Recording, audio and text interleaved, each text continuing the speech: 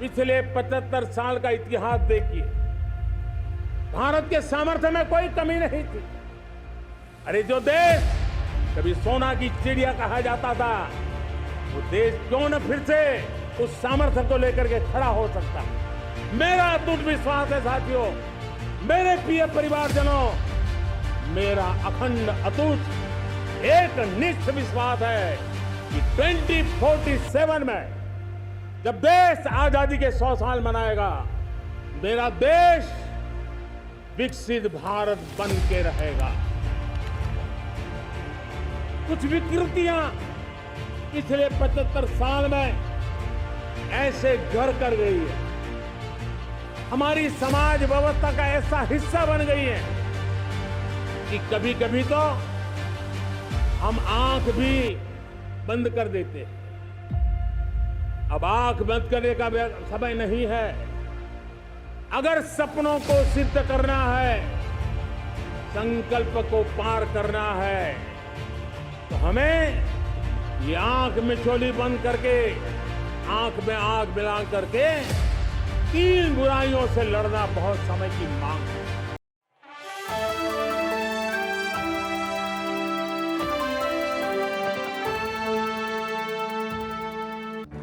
आजादी के अमृतकाल में 2047 में जब देश आजादी के 100 साल मनाएगा, उस समय दुनिया में भारत का तिरंगा झंडा विकसित भारत का तिरंगा झंडा होना चाहिए।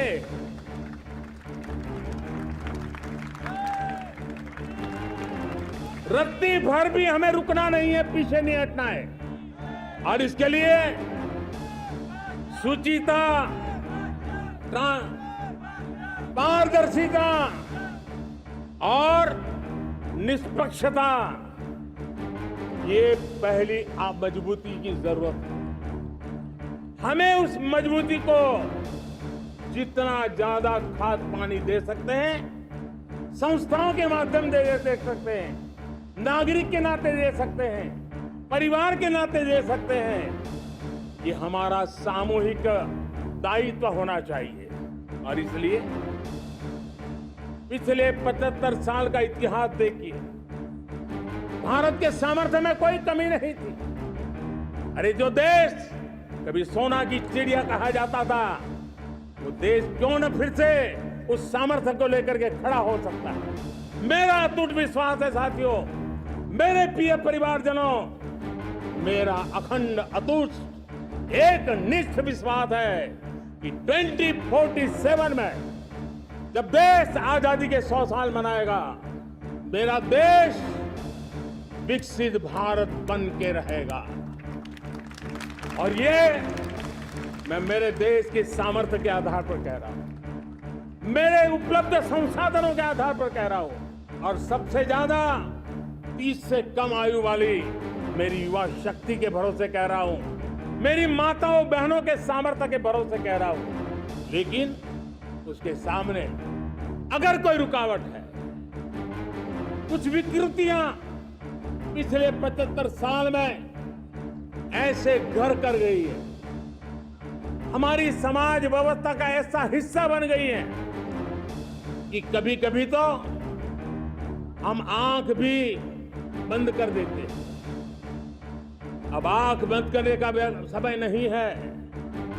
अगर सपनों को सिद्ध करना है, संकल्प को पार करना है, तो हमें ये आंख मिचौली बंद करके, आंख में आंख मिला करके तीन बुराइयों से लड़ना बहुत समय की मांग है।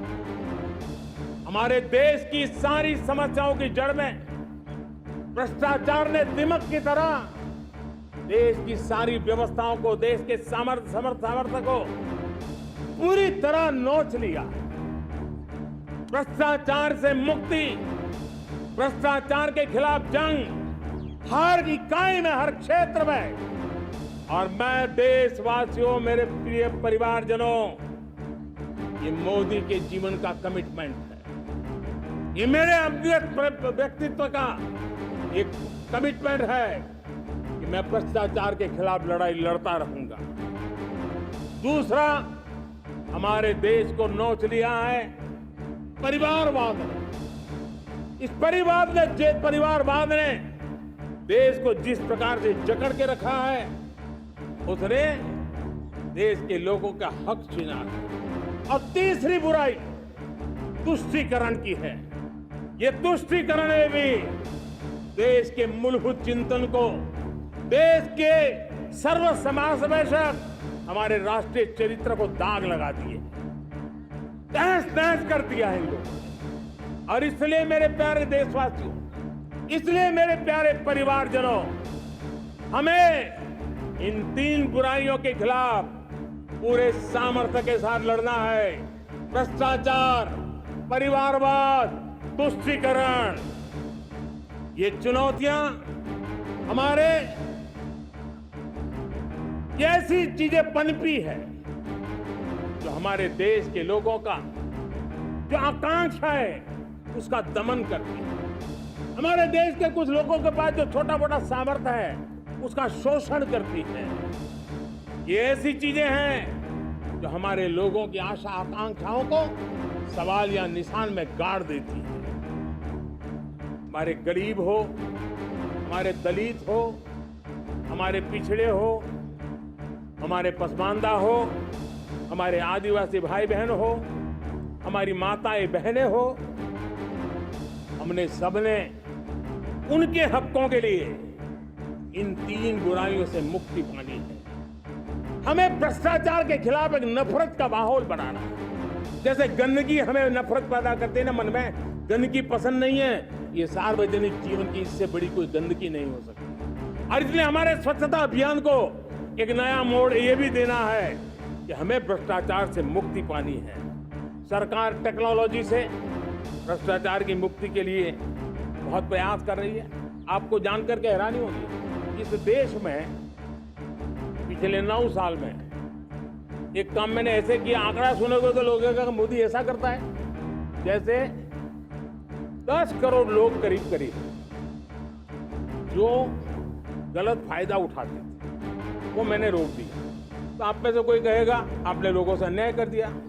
जी नहीं, ये 10 करोड़ कौन लोग थे? ये 10 करोड़ वो लोग थे जिनका जन्म ही नहीं हुआ था और उनके नाम पर उनके विडो हो जाते थे, वो वृद्ध हो जाते थे, वो दिव्यांग हो जाते थे, फायदे लिए जाते थे।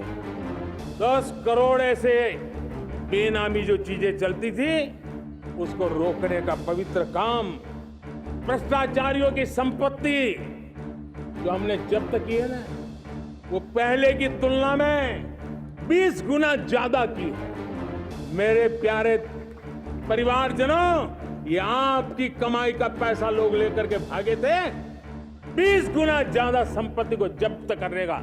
और इसलिए लोगों की मेरे प्रति नाराजगी होना बहुत स्वाभाविक है, लेकिन मुझे भ्रष्टाचार के खिलाफ की लड़ाई को आगे बढ़ाना है। हमारे सरकारी व्यवस्था ने पहले कैमरा के सामने तो कुछ हो जाता था, लेकिन बाद में चीजें अटक जाती थी। हमने पहले की तुलना में कई गुना ज्यादा अदालत में चार्जशीट की है और अब जमानतें भी नहीं मिलती हैं। वैसी पक्की व्यवस्था को लेकर के हम आगे बढ़ रहे हैं, क्योंकि हम ईमानदारी से भ्रष्टाचार के खिलाफ लड़ रहे हैं। आज परिवारवाद और तुष्टीकरण, इसने देश का बहुत बड़ा दुर्भाग्य किया है। अब लोकतंत्र में ये कैसे हो सकता है कि पॉलिटिकल पार्टी, और मैं विशेष बल दे रहा हूं पॉलिटिकल पार्टी, आज मेरे देश के लोकतंत्र में एक ऐसी विकृति आई है जो कभी भारत के लोकतंत्र को मजबूती नहीं दे सकती। और वो क्या है बीमारी? परिवारवादी पार्टी। और उनका तो मंत्र क्या है? Party of the family, by the family and for the family. इनका तो जीवन मंत्र यही है कि उनकी पॉलिटिकल पार्टी, उनका राजनीतिक दल परिवार के द्वारा और परिवार के लिए परिवारवाद और भाई भतीजावाद प्रतिभाओं के दुश्मन होते हैं, योग्यता को नकारते हैं, सामर्थ्य को स्वीकार नहीं करते हैं और इसलिए परिवारवाद इस देश के लोकतंत्र की मजबूती के लिए उसकी मुक्ति जरूरी है। सर्वजन हिताय सर्वजन सुखाय, हर किसी को हक मिले इसलिए और सामाजिक न्याय के लिए भी ये बहुत उसी प्रकार से